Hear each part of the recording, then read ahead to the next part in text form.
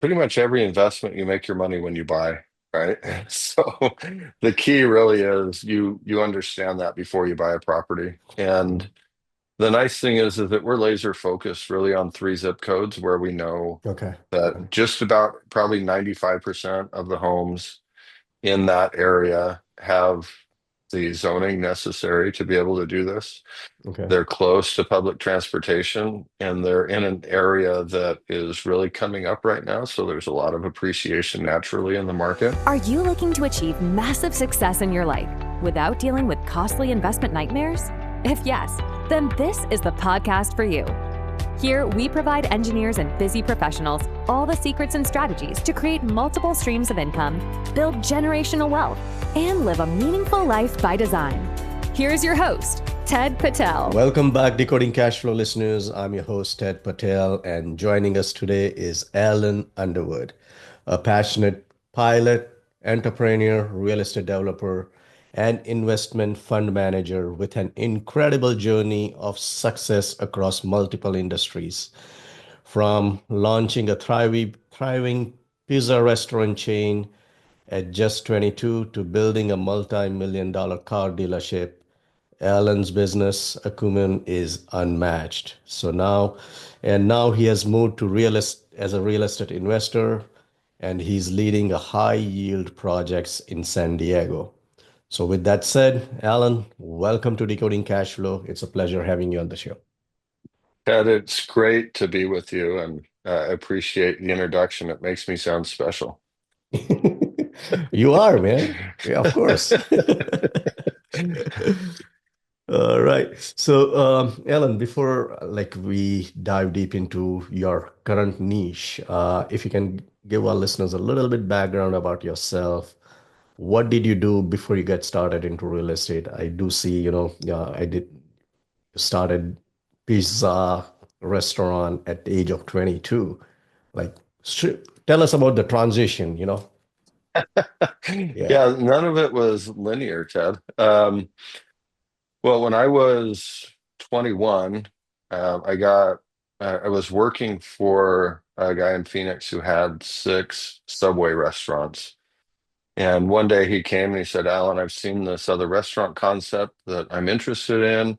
I'd like you to go check it out and see what you think, which looking back, is kind of surprising to me that he would be asking a 21-year-old kid to do this research for him. And so maybe he saw something in me that I didn't realize in myself at that point. But I went to this restaurant and checked it out. The concept was great, but Subway is really dialed in their process and procedure, their all of their restaurant design, everything is really tight.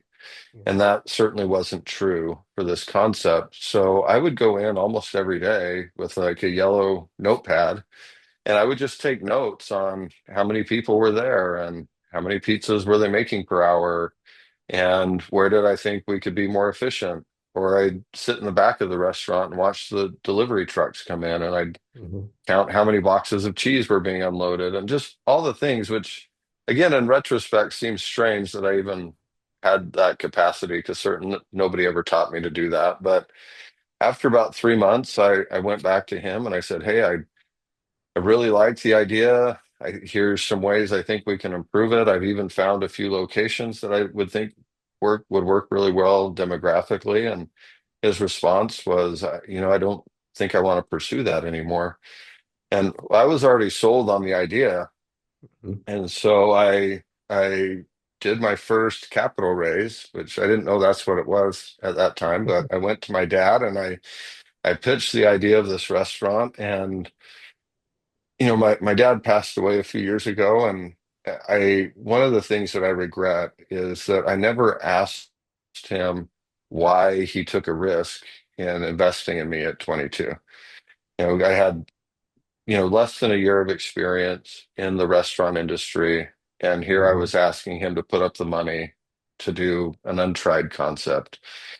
But he did, and it went really well. And over the next few years, we went from one location to four locations that we owned, and we had partnerships and a couple of others.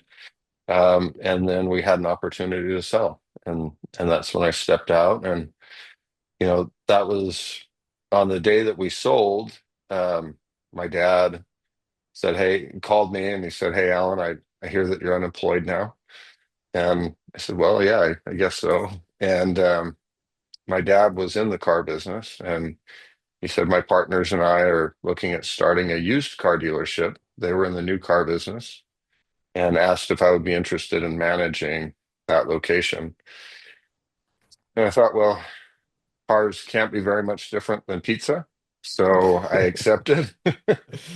And I learned two things really quickly, Ted. Thing number one was that selling cars made a lot more money than selling pizza. And the second thing is that I hated being an employee. And so I started with that yellow pad of paper again, just learning everything that I could learn about the car business. And after a few years, I let my dad know that I was going to go open my own. Um, Consequently, I found a location that was catty corner from the location that I was managing for he and his partners. And since there was no non-compete or anything in our agreement, I became their next closest competition, and within 2 years, I'd put them out of business. That's interesting. And moved back into the location that I was managing for them because it was a much better location than what we had. And there's a lot of really fun stories in that we can unpack. But at the end of the day, my dad invested in me again. He sold his interests that he had with his partners Mhm. and came in to partner with us. And our timing was really great. We opened that business in May of 2007. So by the end of 2007, the financial markets had crashed, and Yeah. I went from earning a pretty healthy six-figure income working for someone else to making $7,000 the next year working for myself. And I was pretty sure that we'd be living under a bridge in the not too distant future. Um, but when those hard times come, we were able to figure it out, and the business grew $1 million year over year every year for the next 13 years until 2020 when I sold it, and that's when I started my real estate journey was in 2020. So lots of Awesome. places we can go from there, and I don't want to get too far ahead in the story. I'll let you unpack what you want to unpack. Yeah, yep, sure. So, like from running all this business, right, from pizza chain to a car dealership, uh, would you like to tell, what would you like to tell to our listeners? Like, what are the different key lessons you learned scaling the businesses, across different industries? Um, I think those lessons were pretty simple. We operated on very simple concepts, and they're the same ones that govern what I do for investors today. And the first rule is that you we pray hard, so we rely on a power higher than us. You could call that inspiration or the universe or whatever you want to call it. I'm religious, so for me that was prayer. We work hard. My dad and my grandpa both taught me that the key to success was to show up early, stay late, and work harder than everybody else. And certainly there was a lot of that in the restaurant and car business. But the other thing was to treat people the way you wanted to be treated. And so we designed our car business, for example. One of the things that I disliked about the auto industry was that, and your listeners will appreciate this, I'm sure, is that you go into a dealership and you're there all day long, Mhm. and I just didn't think that was necessary. So we wanted our customers to be in and out in less than an hour. And so we empowered our salespeople to negotiate the deal. They didn't have to come talk to a manager or anything like that. We just wanted the shortest path possible to Mhm. doing what everybody was supposed to do, which was buy or sell a car. And we also, with our, I also was a big believer in the power of habit. So if you've read Atomic Habits or Breaking the Habit of Being Yourself or any of these books that talk about Mhm. habit, um, I recognized pretty quickly that if I could create a habit in buyers, that I wouldn't have to worry about customers. So we launched a program where we did free oil changes for as long as you owned a car that you bought from us. Mhm. And my dad told me that would bankrupt us, that it was a stupid idea. I did it anyway, and because for me, the word free is the most powerful marketing word that exists. And I knew that if I could get people to come, get in their car, drive to our dealership 3 or 4 or 5 times a year for a free oil change, that that habit would form in their brain. And when they thought about buying a car, they would come back to us. And Hmm. that led to having over 30,000 Facebook followers. That led to an incredible repeat referral business that we had and really fueled our success. And yeah, we gave away a Hmm. lot of oil changes, thousands of them. But the other thing that happened is somebody would drive in their 2015 Toyota Corolla and see a 2018 sitting there and decide it was time for an upgrade, and that free oil change turned into a very profitable sale. It's all about customer service, right? For sure. Yeah. So now, what led you to transition into real estate? Why not any other business, you know? What was so Well, special for you in real estate? that was really accidental, to be Okay. honest with you. So I had purchased 5 acres of land where I was going to build another car dealership. And when we sold the business, I no longer wanted to build another car dealership. And so I went to a local attorney and I said, hey, I've got this piece of property. Um, I would like to build a shopping center because what I understood was commercial from the pizza restaurants and the car dealership. And he looked at it and he said, no, I think that you want to do multifamily. Uh-huh. And I said, no, I really want to do a shopping center. I just want you to tell me how that's possible. And he goes, well, the zoning that you have on this piece of property is multifamily, and 99% of the people that I'm dealing with in Arizona are trying to get that zoning. So I really think you ought to reconsider. And I knew nothing about multifamily. I had owned a couple of single family rentals in the past, but had never looked at apartment buildings or development or and he put me in touch with a local developer, and we sat down at lunch, and I told him the property that I had and the zoning that was there, and he, pulled out a napkin and literally drew an apartment complex. He's like, "Here's what you can build," and he said, "Or I'd purchased the property for like $750,000, and he said, "Or I'll give you 1.5 million for it." I Hmm. said, "Wow, Wow. that sounds pretty good. But what are you going to do with it?" And he said, "Well, I'm going to get it entitled and then I'm going to sell it." And I didn't know what entitled meant. I had no clue what that even was. And so I asked him, what is entitlement? He said, well, that's where you get approval from the city to build, but I actually don't want to build. I just want to get the approval. I said, okay, how long will that take? What will it cost? And he said, it'll cost probably 500,000. It'll probably take a year or so.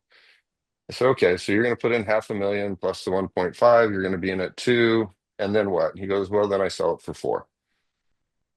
Mhm. And I thought, well, I have Great. a $500,000 and I have a year. So that ought to be something I can do, right? Well, not appreciating the value of experience and what it actually takes to do a development of that size. It was a 100-unit apartment complex. And so my first real estate deal was attempting to develop a 100-unit apartment complex. And so I started going to real estate meetups and reading books. And I'd go to these real estate meetups, and everyone was trying to buy their first rental or get a short-term rental or buy a fourplex. And Mhm. they'd ask what I was doing. And I'm like, yeah, I'm developing this piece of property. It's a 100-unit apartment complex. And their eyes would pop out of their head. And like, what else have you done in real estate? You must have a lot of experience. I was like, no, this is my first deal. And nobody could believe it. And I also really couldn't find anybody that was operating at that level. So, that was the next challenge that I had, was finding a network of people that were trying to do the same thing so that I could learn from them.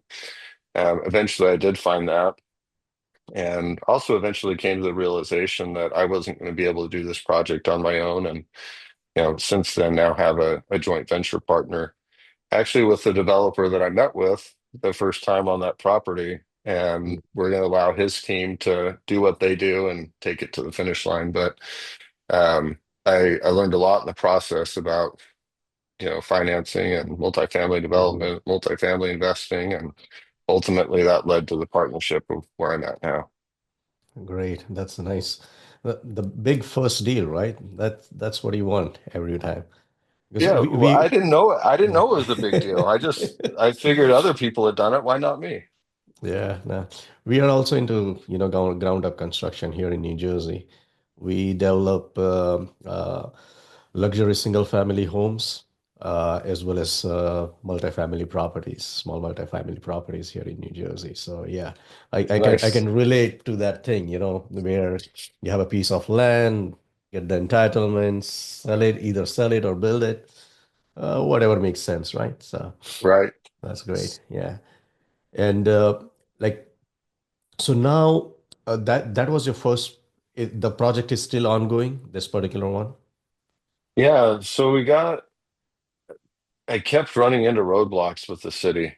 You know, we had it Uh-huh. designed and they kept kicking it back and it just became frustrating. And by that time I had learned how to put together syndications and funds and had helped other Hmm. operators with that.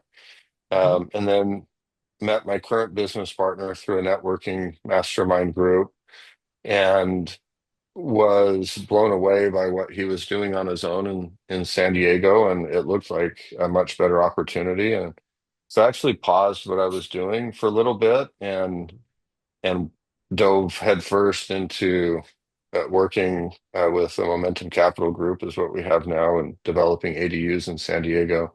Hmm. Um, and it wasn't really until just a few months ago that I reached back out to that developer. I'm like, I still have this piece of property. Here's where we're stuck. He goes, "Oh, yeah, I have a buyer for that product right now. We've got 16 of those projects going. I think I can get it done for you in about 6 months. Would you consider a Hmm. joint venture? You put up the land, we'll put up the development." And so, yeah, we're just working on that right Okay. now. Awesome. So, So so that 1 year project will be a 4 year project. yeah, yeah. It's to I. It's not that easy, right? I would say it takes a while. It takes a while. So many hiccups, depending on the city also, as you mentioned, right? Sometimes city just niche picks on small things, kick the plan back. How, Yeah. how how long does it take in San Diego normally for get the plans to get approved? Yeah, for us, our permitting process is minimum 5 or 6 months, and on the bigger projects, that might be 12 or 13 months. Okay. So yeah, it's Okay. fair. I mean, it's fairly quick Yeah, that's on the not smaller bad. Yeah. projects. Yeah, Yeah. All right. And now the other venture you talked about, right? You you are into you know syndication and helping other builders, operators, more. So tell us something about that part of the business that you're in right now. yeah. So initially, I had met. Um, I'm a pilot, and one of the superpowers that gives me, for example, Ted, if I met you at a real estate meetup in Arizona and I wanted to get to know you, um, I could just say, "Hey, Ted, how about spending 4 or 5 hours with me on Saturday?" And you'd probably say no. That doesn't sound exciting. But if I say, "Hey, Ted, I own an airplane and I'm going to fly to Sedona. We're going to have breakfast in Sedona and then, might do a little sightseeing in the airplane. Would you be interested in joining me?" Well, everybody says yes to that. That's true. So I That's get I true. get the 4 or 5 hours to build a relationship, and those relationships have turned into partnerships. And Mhm. one of those partnerships was helping a group in Arizona put together their first fund for investing in multifamily. So I learned how to underwrite deals. I learned how to put the fund together. I learned the legal process. I didn't realize that that was a unique skill set at the time. And so when I met Christian, his backstory was his family's been doing construction in San Diego for 40 years. He was a top 5% broker, had a property management company. And for 8 years, he had been adding ADUs or accessory dwelling units to his own properties Mhm. and then refinancing them and cash flowing them. And when I looked at what he was doing, I was just blown away because it was a very short turnaround, sometimes as short as like 12 to 15 months, and on the outside edge, 18 to 24 months, which was much shorter than the multifamily deals I was looking at, which are Mhm. typically 5 to 7 years. Um, And it didn't depend, interest rates, although they can affect the returns, aren't as impactful as what we're seeing in multifamily, where the change in 1 or 2% can mean the difference between making and losing money. It wasn't dependent on, the raising rent and things like that. Mhm. And the other thing that I liked is I wasn't competing against Grant Cardone.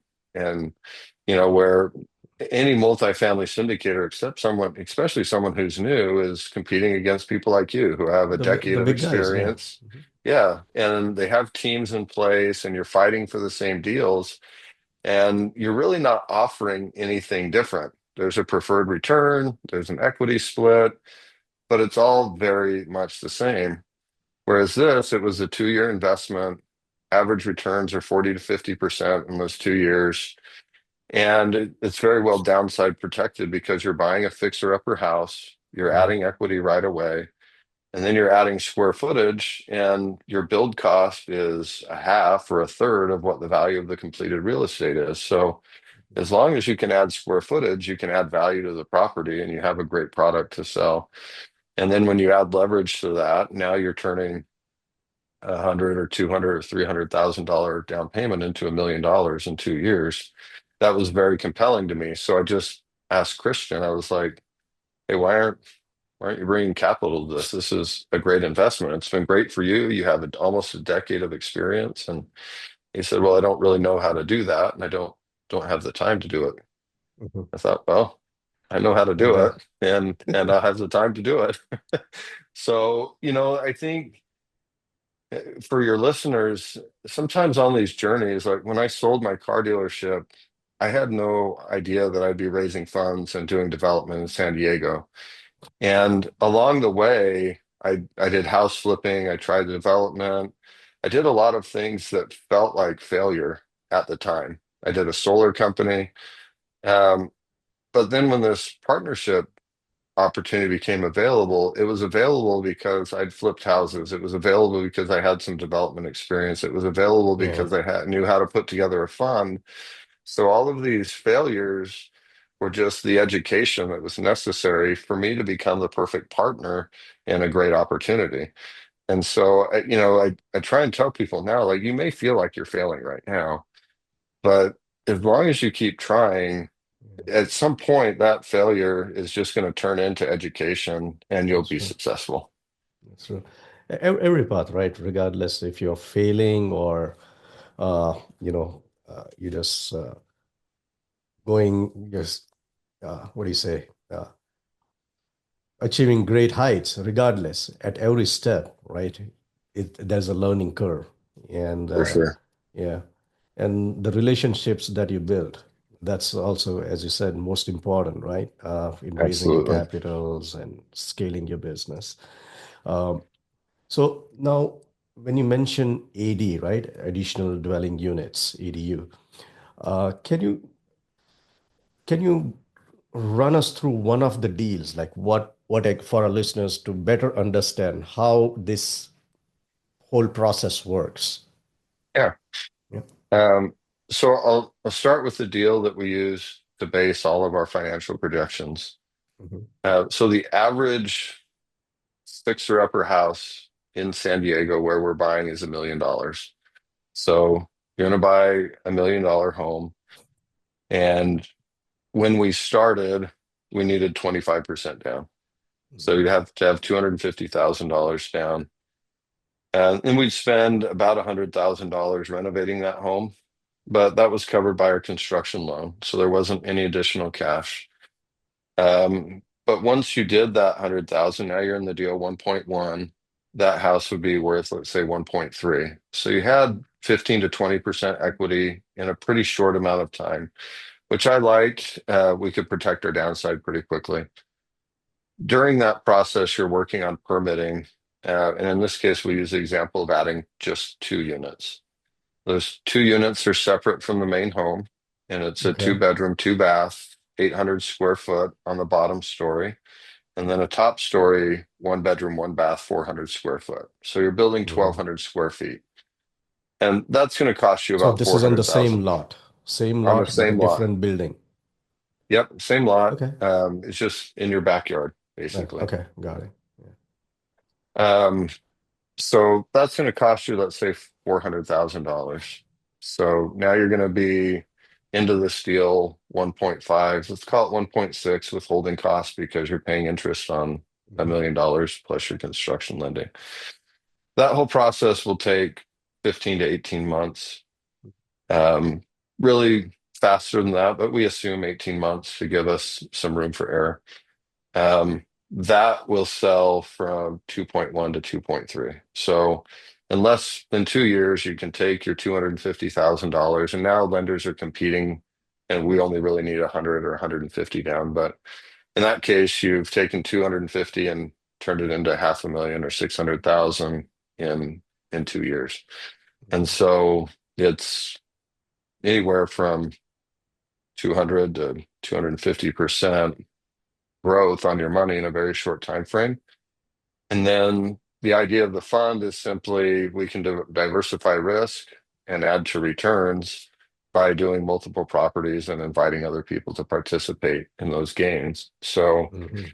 to date, we have, maybe about 80 investors, around $9 million that we've raised. We have, um, the other thing that's happened is we're not just adding 2 units to most properties, is on average, we're adding five. And so now Mhm. you're taking a single family home and making it a commercial investment. So now people are buying on cap rates or on an income model, not just comps. Mhm. Um, so we've got 16 properties and a little over 100 units under development right now. That's awesome. So how do you identify these properties? Like, how do you find out, like, okay, this is the lot based on, the town, uh, d- does it comply to, like, will town allow to build additional Yeah. units or not? How do you figure that out? What are the, Well, yeah, yeah, like with everything, pretty much every investment, you make your money when you buy, right? yeah. So the key really is you understand that before you buy a property. And Mhm. the nice thing is that we're laser focused really on three zip codes where we know Okay. Okay. that just about probably 95% of the homes in that area have the zoning necessary to be able to do this. Okay. They're close to public transportation and they're in an area that is really coming up right now. So there's a lot of appreciation naturally in the market, which is why we're there. We have people all the time ask us if we would do this in Phoenix or Sacramento or LA. And Mhm. the reality is we want to be a laser beam. And so we're just And the focused on zoning doesn't this. allow in all the areas, right? You have to be very Correct. specific for the town. Yeah. Yeah. And And you don't within the get the town also, same. it's the areas, right? Different Yeah, areas within the same town has different zoning. correct. Yeah, Yeah. And you don't get the same equity lift in Phoenix as you would in San Diego. that's true.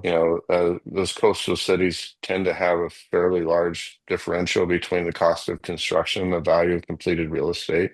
Mhm. There's also a huge housing shortage there, so it's driving demand for both rentals and properties for purchase. Yeah. Similar to New Jersey, yeah. That's a lot of shortage, so you get a pretty good margin spread between your investments and the price you sell. Right. But yeah. Yeah. And we like, and one of the things I like too is, again, there's not a lot of people that are doing this. There's not a lot of people that have a partner with brokerage experience, construction experience, property management experience. And so we have a unique skill set in a unique market with a unique development opportunity, investment opportunity, which provides a barrier to entry for a lot of competition for us, and Mhm. also allows us to, really take care of our investors in a really powerful way. So now talking about investors, right? As you mentioned, you have a fund for the investors, just one single fund which we use to for all the properties, or how does it work? Can you tell us something about your fund? Yeah. So we're on our third fund now. The first Okay. fund was a $4 million raise, which we Okay. completed in 2023. The second fund was another $4 million raise, also completed in 2023. Mhm. This fund is a $6 million raise. We'll close that in the next 60 days or so. Mhm. Um, and then we'll open another one. So a fund is basically an LLC for holding the properties. The investors are owners, so their security is that they actually are on title to the properties. And if they don't like the way we're managing, they can vote us off the island and find somebody else to run the investment. But they're secured by the real estate. So from one fund you have, and what are the strategies for the fund? Like the period that you need to keep the fund going, or Yeah, it's a two the years. distribution that So you can make out of it. How do you structure all yeah, these things? so it's not a cash flow opportunity. It's an equity Yeah. play. And Yep. so for our investors, if you invested on day one and our exits are done on at the end of month 24, it would be a 2-year investment. And you Mhm. get a payout then. So we have a preferred return that they start earning right away, of either 8 or 9%, and then an equity split, which is generous to them. Mhm. Um, and that's how we realize our 40 to 50% returns. So 20 to 25% annually. Mhm. Like what's the ratio between you or a general partner as an investor at the end split in the profit? How do you, Yeah. what's your So normal average? 70/30, seventy Okay. thirty split to the LP Okay. until they achieve, each fund has been a little bit different, but on average, Mhm. until they achieve a 35% return on Okay. their investment, and then it goes to a 50/50 split. 50/50. Yep. Yeah. Very normal. Yeah. All right. That's a really good investment, That's getting that high yield is great. Yeah. Yeah, for the investors that are looking for an equity lift, for an Mm. IRA investor, for example, it's a great thing because they're not paying taxes on that equity that they're building. If you Yeah. have somebody that's looking for a cash flow opportunity, we're not a cash flow investment. So, Mm. I think that's one of the great things about being aware of the opportunities that are out there Mhm. is finding something that fits your desires, your goals. There's some great cash flow opportunities out there. We're not one of them. Yeah. We're But a great equity opportunity. yeah. But the thing is, right? Because as I mentioned earlier, we are also into the new construction business. Of course, it doesn't cash flow, but you got a heavy equity build at the end when the Yeah, project is completed, which just, you know, uh, suffice for all the cash flow, any equities that you make in the other deals. correct. Yeah. Yeah. Yeah. Yeah, I think we stack up pretty good, and especially with what's happening right now in the multifamily investing space, it's a good time to not be a multifamily general partner. We feel good about where we're at. Yeah. This is like when you build a new, it's like a heavy value add, right? It's full value add, not a Yes. normal. So there's Yeah. yeah. Yeah. All right. All right. So hey, Alan, loving this conversation, but also want to be mindful of your time, So wanted to move to the final round of questions. But before we go there, is there anything else like to tell to our listeners? I think what I love to share, Ted, and I appreciate that opportunity, is um, I think that one of the greatest lessons that I've learned on this journey is to be generous. I lead a nonprofit in Arizona. We do Mhm. free, non-emergency uh, medical flights for people in need. Okay. So we do free flights for lots of people that are traveling for special cancer care. We do about 4,000 flights a year. The name of that nonprofit is Angel Flight West. We do free flights for kids who have life-ending or life-altering conditions, and we provide summer camps so those kids can connect with other kids dealing with similar conditions. Um, we do free flights for victims of domestic violence and abuse, for military active duty and veterans.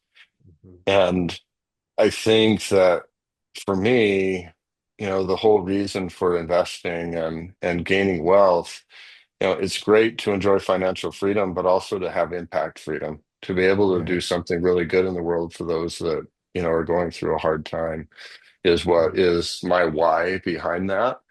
And I think that for anybody investing, either as a general partner or limited partner, understanding why you're making those investments can be just as powerful as what you're investing in. It gives you a purpose, I think, beyond yourself. And I've found that there's so many really generous people in the real estate investing space that are doing amazing things for others, and that's inspiring for me. Yeah. No, that's a really great cause, right?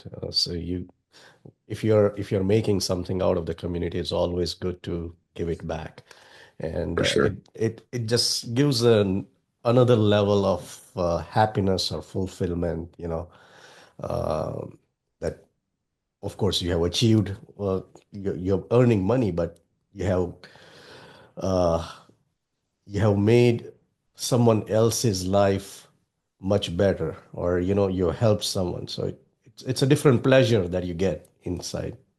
No doubt. you know. So, all right, Alan, can we move to the final round of questions if you're ready? That'd be great. All right. So, which is the one book that had the most impact on your life or on your business? I think that changes with the different phases of life that you're in and different phases of business. One of the most impactful was The Go-Giver. I really appreciated learning, um, the difference between being a go-getter and a go-giver, and showing up in every situation with the mindset of what can I give, what can I contribute. Mhm. The book right now that's having the most impact is Buy Back Your Time by Ted Martell, and learning to leverage other people's talents, skills, and abilities on your team to be able to have the time to have the relationship freedom, time freedom, financial freedom that you want to have, and while providing opportunities for other people. So, what are your main source of information to learn and grow? I read a lot. I also listen to a lot of podcasts. I will tell you right now that the main source for me is we've hired a coach, Mhm. Trevor McGregor, who's worked with a lot of Mhm. successful capital Yeah, raising teams and real estate investment partners, and has had yeah, tremendous success in that space. And I'm a real believer in that you are the product of the people that you hang out with. And so being able to hang out with somebody like Trevor on a regular basis is a huge advantage. And I would cite that as one of the greatest sources of knowledge and learning for us right now. yeah. Yeah, I also know Trevor very well. We met a few times, and yeah, he's a great guy. He's a great guy. Yeah. No doubt. Mhm. All right. Which is the one habit uh, which has been crucial to your success? I think the one habit that's been invaluable, both in success and life, has been the practice of gratitude. Um, I try and start every single day by thinking of at least three things that I'm grateful for. And I also carry a coin in my pocket that reminds me to be grateful throughout the day. So as I feel that coin in my pocket, it reminds me to think of something that I'm grateful for. And I think raising that energetic level in gratitude. The reality is that for most of us, just about all of us, there's always something we can be grateful for, regardless Yeah. of life circumstance. And so I just try and keep that top of mind. Awesome. All right, Alan. Final question. This is the toughest one. Okay. Okay, I'm ready. So yeah, get ready. How can Decoding Cash Flow listeners get in touch with you? That's great. I'm pretty easy to find. The Alan Underwood on LinkedIn, Facebook, Instagram. They also can reach me. Email is easy. It's Alan, ALAN, at MMTMGRP. That's short for Momentum Group. Alan at MMTMGRP.com. Awesome. All right, Alan. It was a pleasure having you on the show, and we'll surely stay in touch. Yeah. Thank you so much for your time, Ted. It's been a pleasure to spend the day with you. Yeah. Thank you. Thanks for listening to Decoding Cash Flow, brought to you by Aster Capital. If you found value in this episode, then please share it with someone who you think could benefit from it. And make sure to act on what you've learned. If you want Ted Patel to personally help you reach your goals, then feel free to set up a one-on-one call with him. Also, visit us at astercapital.com for more free resources. Content of this podcast is for informational purposes only. As always, please consult your own advisor before making any investment decisions or setting a course of action. Thanks again for joining us on this episode of Decoding Cash Flow, and we'll catch you in the next episode.